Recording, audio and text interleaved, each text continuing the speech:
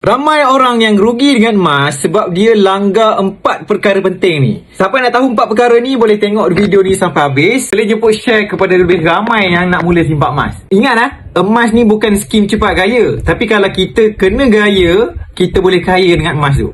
Tapi kalau tersalah langkah, kita boleh jadi rugi. Yang pertama, jangan beli emas hari ni, esok nak jual dah. Emas ni untuk jaga panjang, 2 tahun dan ke atas. Kalau nak cepat untung, bukanlah dengan emas, tapi cari duit lebih.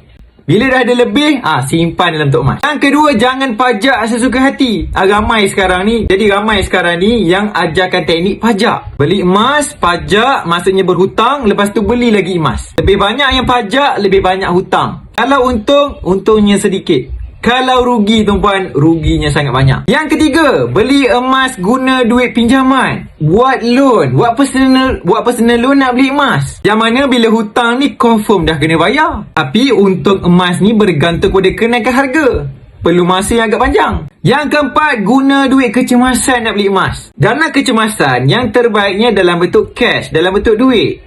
Kecuali memang kita perangai memang payah nak simpan duit, boleh jadikan emas sebagai dana kecemasan. Jadi sekarang ni boleh seiringkan simpan duit dengan simpan emas. Sebab ada cara yang paling mudah menabung sedikit-sedikit dekat Ecomas Gap serendah RM100.